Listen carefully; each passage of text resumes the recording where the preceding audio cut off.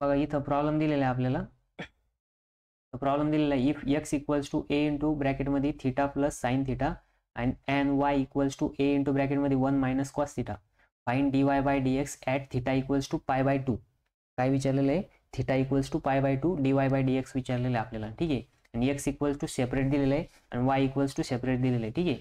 म्हणजे X and Y both are the function, दोन्ही पण काय थिटावरती डिपेंडंट आहे. ठीक आहे. म्हणजे आपण इथं एक्स इक्वल्स टू पण आपल्याला एफ ऑफ थिटा दिलेला आहे आणि वाय इक्वल्स टू पण काय दिलेलं आहे? एफ ऑफ थिटा दिलेलं आहे. म्हणजे एक फंक्शन दिलेलं आहे एक्स आणि y as a y from थिटाच्या रिस्पेक्टमध्ये. ठीक आहे.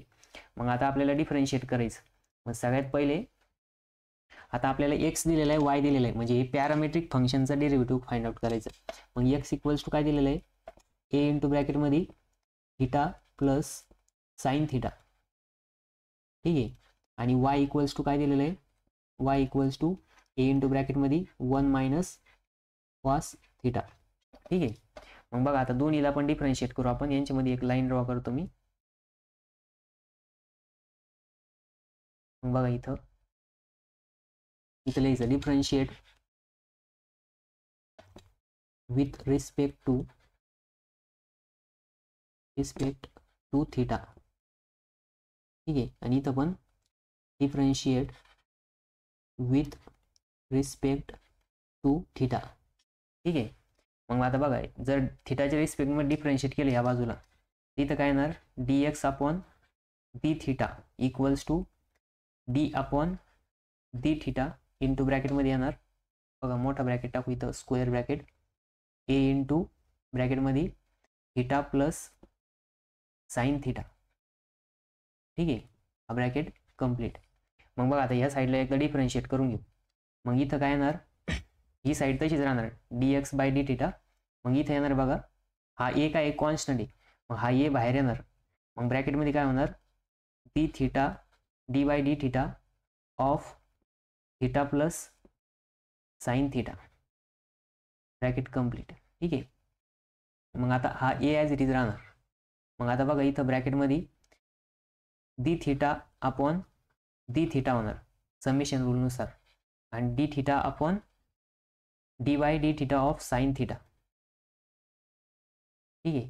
मग बघा इथं येणार ए इंटू ब्रॅकेटमध्ये आता D theta by d theta काय येणार? 1 येणार प्लस साईन थिटाचा डेरिव्हेटिव्ह काय येणार आहे? कॉस थिटा येणार. काय येणार आहे? Cos theta. म्हणजेच आपल्याला dx अपॉन डी थिटा काय भेटलं? dx upon d theta equals to A into 1 plus cos theta भेटलं. ठीक आहे. मग तसंच ह्या साईडला डिफरन्शिएट करायचं. मग डिफरन्शिएट जर केलं विथ रिस्पेक्ट टू थिटा, या बाजूला येणार आहे d by d theta of y equals to d by d theta of a into ब्रॅकेटमध्ये 1 minus cos theta. Bracket complete. मग इथं ह्या बाजूला होणार आहे d y by d theta equals to, इथं येणार हा ए बाहेर येणार कॉन्स्टंट आहे. ठीक आहे. त्याच्यानंतर ना इथं d by d theta of, इथं काय होणार? 1 मायनस कॉस थिटाच राहणार. ठीक आहे. मग आता आपल्याला इथं काय आहे? सबस्ट्रॅक्शन आहे. मग सबस्ट्रॅक्शनच्या रूलनुसार इथं काय येणार? ए इंटू ब्रॅकेटमध्ये मग d theta upon d by d theta of 1 minus d by d theta of cos theta. ठीक आहे. हा ब्रॅकेट कम्प्लीट. मग इथे येणार आहे ए इंटू, आता बघा कॉन्स्टंटचा डेरिव्हेटिव्ह काय येतो? 0 येतो मायनस कॉस थिटाचा डेरिव्हेटिव्ह काय येणार आहे? मायनस साईन थिटा येणार. ठीक आहे. म्हणजे याचा अर्थ काय? मायनस मायनस प्लस होणार आणि हा ए जर 0ला मल्टिप्लाय केला 0च होणार आणि ए इंटू साईन थिटा म्हणजेच हे मायनस. मग बघा 0 minus minus plus a into sine theta, a into sine theta म्हणजेच d y by d theta equals to d y by d theta equals to A into sine theta. ठीक आहे. म्हणजे आपलं dx upon d theta equals to A into ब्रॅकेटमध्ये 1 plus cos theta आलं, d y by d theta equals to A into sine theta आलं. मग आता पुढच्या पेजवरती काय करायचं? आपल्याला काय फाइंड आउट करायचं आहे? आपल्याला फाइंड आउट करायचं आहे dy बाय डी थिटा. मग बघा dy बाय डी थिटा काढायचं आहे. ठीक आहे. मग यासाठी आपण काय करायचं, dy by d theta upon dx upon d theta जर केलं तर बघा हा थिटा थिटा काय होणार, डी थिटा काय होणार, कॅन्सल होऊन जाणार. ठीक आहे. हा डी थिटा कॅन्सल झाला सॉरी डी थिटा जर कॅन्सल झाला तर आपल्याला फायनल काय भेटणार आहे, dy बाय dx भेटणार आहे. म्हणजेच मग काय करावं लागेल, दोन फंक्शनचं डिव्हिजन करावं लागेल. मग dy बाय डी थिटा काय आलं आपल्याला, तर a इंटू साईन थिटा आलेलं आहे. ठीक आहे. अपॉन आणि जास्त वरती लिहिलं, थोडं खाली लिहिलं. ठीक आहे. मग बघा मग डी बाय डी थिटा काय आलेलं आपलं ब्रॅकेटमध्ये ए इंटू बघा ए इंटू ब्रॅकेटमध्ये 1 प्लस कॉस थिटा आलेलं आहे. ठीक आहे. मग बघा इथं हा ए कट होऊन जाणार, हा ए काय होणार, कट होणार. त्याच्यानंतर आपल्याला काय भेटणार, d y by d x equals to sine theta upon 1 plus cos theta. ठीक आहे. पण आपल्याला इथं काय सांगितलंय त्यांनी आपल्याला सांगितलंय की जो थिटा आहे त्या थिटाची व्हॅल्यू किती आहे, π/2 आहे. मग इथं लिहायचं बघा dy by d x at theta equals to π/2. आता π/2 म्हणजे किती आहे, π/2 म्हणजे पाय म्हणजे 180 राहतं आणि पाय म्हणजे π/2 म्हणजे 90. ठीक आहे. मग इथे येणार आहे साईन ऑफ ब्रॅकेटमध्ये येणार π/2 अपॉन 1 प्लस कॉस ऑफ π/2. मग बघा साईन ऑफ π/2, साईन 90ची व्हॅल्यू किती राहते, तर 1 राहते. साईन 90ची व्हॅल्यू किती राहते, 1 राहते. अपॉन 1 प्लस कॉस 90ची व्हॅल्यू किती राहते, 0 राहते. म्हणजे याचा अर्थ काय आलं, 1/1.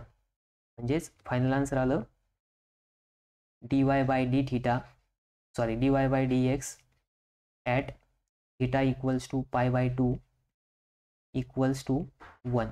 इथे आलं आन्सर आपलं 1 आलं. ठीक आहे. मग बघा इथं आपण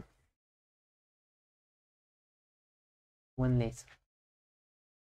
बघा इथं एकदम सिम्पल होतं. आपल्याला काय दिलेलं होतं, पॅरामेट्रिक फंक्शन दिलेलं होतं. पॅरामेट्रिक फंक्शनमध्ये म्हणजे इथं हा जो व्हेरिएबल आहे, ही दोन व्हेरिएबल दिलेले आहे. ते कशावरती डिपेंड आहे, थिटावरती डिपेंड आहे. दोन्ही पण व्हेरिएबल कशावरती डिपेंड आहे, थिटावरती डिपेंड आहे. बघा एक्स पण इन टर्म्स ऑफ थिटा दिला, वाय पण इन टर्म्स ऑफ थिटा दिला. आपल्याला काय विचारलं, dy बाय डी एक्स विचारलेलं आहे. म्हणजे एक्सचा नाही का, म्हणजे वायचा derivative with respect to x. मग आपण दोन फंक्शनच्या रिस्पेक्टमध्ये एकमेकांचा डेरिव्हेटिव्ह फाइंड आउट करायचं आहे. पण दोन्ही फंक्शन कोणावरती डिपेंड आहे, थिटावरती. म्हणून आपण इथं काय केलं, डिफरन्शिएट केलं. कशाच्या रिस्पेक्टमध्ये, थिटाच्या रिस्पेक्टमध्ये डिफरन्शिएट केलं. ठीक आहे. मग थिटाच्या रिस्पेक्टमध्ये डिफरन्शिएट केल्यामुळे काय झालं, इथं बघा थिटाच्या रिस्पेक्टमध्ये डिफरन्शिएट केलं पहिले एक्सला, नंतर ना वायला. मग बघा d by d theta d by d theta of x equals to इथं आलं आपलं ए इंटू ब्रॅकेटमध्ये 1 प्लस कॉस थिटा. कारण की इथं आपण काय केलं, हा ए कॉन्स्टंट म्हणून बाहेर घेतला आणि थिटाच्या रिस्पेक्टमध्ये डेरिव्हेटिव्ह घेतला. साईन थिटाचा डेरिव्हेटिव्ह आला कॉस थिटा. म्हणजे तिथं आलं ए इंटू ब्रॅकेटमध्ये 1 प्लस कॉस थिटा आणि y equals to A into ब्रॅकेटमध्ये 1 मायनस कॉस थिटा. ठीक आहे. मग ह्या बाजूला काय आहे की dy बाय डी थिटा काय आलं, ए इंटू साईन थिटा आलं. कारण की 1चा डेरिव्हेटिव्ह कॉन्स्टंटचा डेरिव्हेटिव्ह 0 आला विथ रिस्पेक्ट टू थिटा आणि कॉस थिटाचा डेरिव्हेटिव्ह मायनस साईन थिटा आला. पण तिथलं मायनस साईन आणि हे मायनस साईन दोन्ही पण काय झाले, मायनस मायनस प्लस झाले. म्हणून इथं 0 प्लस ए साईन थिटा आलं. मग इथं a into sine theta d by d theta आलं. मग आपण काय केलं, dy by d x find out करायचं होतं. काय करायचं होतं, dy बाय डी एक्स. ठीक आहे. इथं एक्स लिहितो. मग dy by d x find out करायसाठी आपण काय केलं, dy बाय डी थिटा आपण dx अपॉन डी थिटा केलं. मग हा डी थिटा कॅन्सल झाला, आपल्याला dy बाय डी एक्स भेटला. ठीक आहे. मग आपण काय केलं, मग dy बाय डी थिटाचा डेरिव्हेटिव्ह लिहिला ए इंटू साईन थिटा आणि dx अपॉन डी थिटाचा डेरिव्हेटिव्ह लिहिला ए इंटू ब्रॅकेटमध्ये 1 प्लस कॉस थिटा. मग dy by d theta dy by d x equals to sine theta upon आता ए कट झाला, sine theta upon 1 plus cos theta आलं. आणि आपल्याला थिटाची व्हॅल्यू दिलेली होती त्यांनी π/2. मग साईन ऑफ π/2 म्हणजेच 90 डिग्री. ठीक आहे. इथं लिहून ठेवतो, वाटलं तुम्ही कन्फ्यूज होऊ नका. π/2 म्हणजे 90 डिग्री राहतं. ठीक आहे. मग 90 साईन 90ची व्हॅल्यू किती येते, 1 येते. आणि कॉस 90ची व्हॅल्यू 0 येते. मग ठीक आहे, मग इथं लिहितो साईन π/2 इक्वल्स टू 1 आणि कॉस π/2 इक्वल्स टू 0. बघा साईन 90ची व्हॅल्यू 1, कॉसची व्हॅल्यू 0. मग इथं 1/1 प्लस 0 म्हणजे 1/1 आणि dy/dx at theta equals to π/2 equals to काय आलं आपलं 1 आलं. ठीक आहे, हा प्रॉब्लेम तुमच्या पेपरला आलेला होता 4 मार्कासाठी.